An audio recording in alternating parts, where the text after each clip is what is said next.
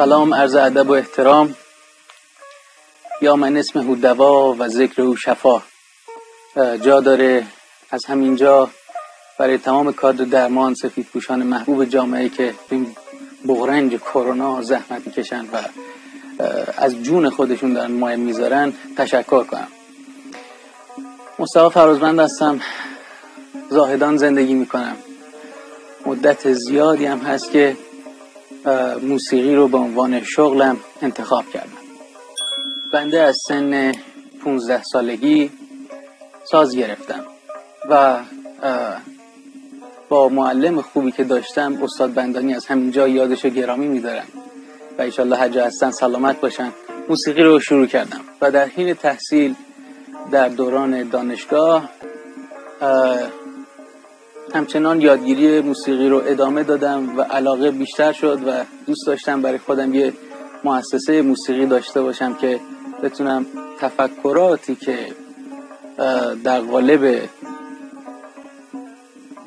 حفظ آثار و قطعاتی که میتونن جدید و بروز باشن، قطعات خودم رو خلق کنم. البته این قضیه که عرض میکنم خدمتتون، یک تیم الان پای کار اومدن که این تفکر رو دارن و چه بسا افرادی که در این تیم هستن هدفشون در رابطه با این مسیر قوی تر از منه. خدا خیرشون بده. جا داره همینجا از مصطفی ترسایی عزیز که در حال حاضر کنار من هست تشکر کنم که همونطور عرض کردم بخش مدیریت این قضیه رو سپردم به مصطفی ترسایی عزیز و در حال حاضر حدود الان سال 1400 هستیم، شهریور 1400. از سال 97 مجوز این مؤسسه رو گرفتیم و الان حدود 1.5 سال هست از وقتی کرونا اومده. یه سریالا درد و رنجا هست که به حال همه هنرمندان میدونن و سعی نمی‌کنم تکرار مکررات کنم، مسائل جدید رو بهشون بپردازم. 1.5 سال ما هر شب دور هم بودیم، جلساتی رو تشکیل میدادیم در رابطه با قطعاتی که میخوایم بسازیم. حالا این ساخت قطعات از کجا اومد؟ یه پرانتز بک بزنیم به گذشته ما از سال 90 شروع شد. سال 90 اجراهای متعددی با گروه‌های فولکلور یا محلی متعدد، با اشخاص و اساتید باحال با انرژی و خوش اخلاق که در نهایت منتج شد به این که ما علاقه و عشقمون به موسیقی محلی فولکلور به وجود بیاد که در حال حاضر هم در همون جهت داریم حرکت میکنیم. در سالن‌های خوبی از کشور اجرای موسیقی هایی داشتیم، از تهران، برج میلاد، تالار وحدت، ایوان شمس، خانه هنرمندان گرفته تا سالن‌های در شهرستان، عراق و همینطور استان خودمون که فعالیتمون به تازگی در استان متمرکز شده.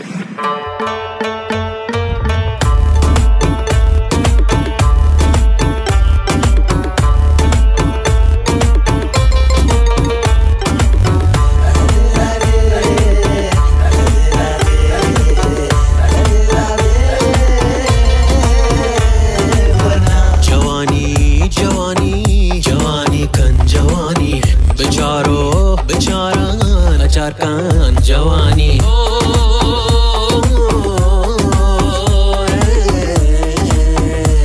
جوانی راکن گذشته راکن و تی دستا دنی دستا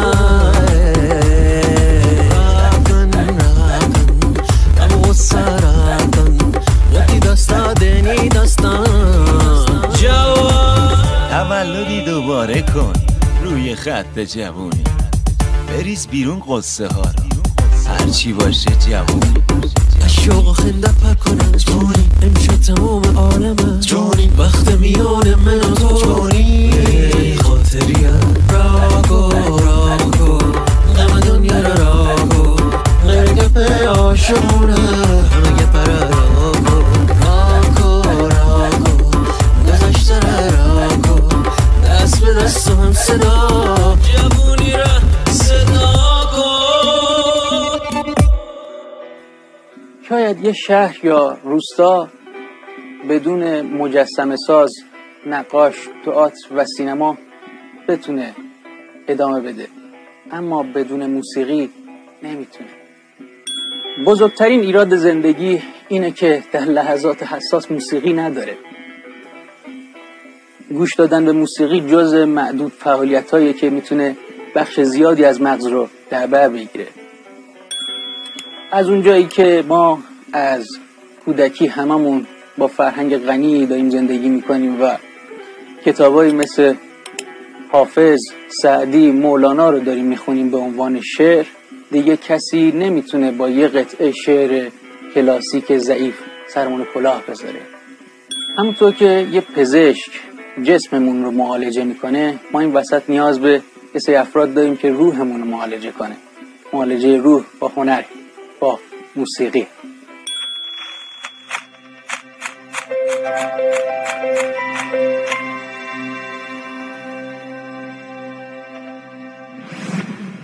تیم ما از سال 1397 که عرض کردم خدمتتون، کل بچه هایی که علاقمند موسیقی بودن رو تونست جمع کنه، در کنار هم تیم تشکیل بده و مؤسسه‌ای رو بزنه که فعالیت‌های قانونی در رابطه با موسیقی داشته باشه. که خدا رو شکر این مدت هم دوستان عزیزی از جمله صدا سیما، از جمله اداره ارشاد براشون پروژه‌های خیلی خوبی هم انجام دادیم. پروژه‌ای که برای تلویزیون انجام دادیم تیتراژهای پایانی بعضی از بخش‌ها بود، موسیقی‌هایی که به صورت زنده در کنار برنامه پخش می‌شد و قطعاتی رو به عنوان خواننده یا تیممون دعوت می‌شد برای اجرا و همینطور برای وزارت محترم ارشاد هم سعی کردیم آلبوم‌هایی در جهت حفظ آثار براشون انجام بدیم و خدا رو شکر تیم همچنان در حال بزرگ شدن هست و امیدوارم که بشه قدمی برداشت.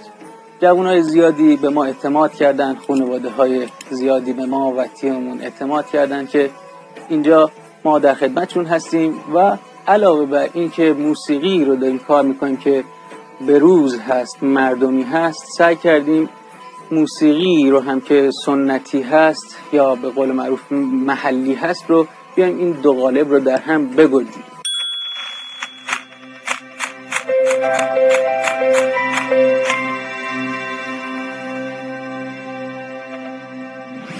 از زمان که عزیزی مراجعه میکنه اینجا برای خوانندگی، دوره‌های مختلفی داریم که از ابتدا میتونه صدا سازی کنه، بعد سولفژ، بعد میتونه رشته خودش رو انتخاب کنه که سنتی میخواد یا پاپ یا کلاسیک یا اپرا. پشتبندش بعد از سفارش یه قطعه موسیقی اینجا اساتید خیلی خوبی رو داریم که همه بومی هستن، آهنگ میسازن، تنظیم میکنن، نوازنده بهترین سازهای بومی، محلی و حتی پاپ رو ما در همین شهر در کنارمون داریم. و در نهایت بعد از اینکه یه قطعه موسیقی خلق شد، با همون تیمی که این قطعه رو ساختیم در استودیو کنسرت میذاریم. همه بچه ها بومی هستن، دست تک تکشون رو میبوسم، خدا قوت. همکار عزیزم مصطفی ترسایی همیشه با صحبتهای خوبش انرژی منو از 0 به 100 میرسونه. یکی از صحبتهای قشنگش اینه: بزرگترین دیواری که باید از اون بالا بری، دیواریه که در ذهن خودت ساختی. اگر نتونی نگرش و ذهنیت خودت رو کنترل کنی، اونان که تو رو کنترل میکنن. یا علی عزت زیاد.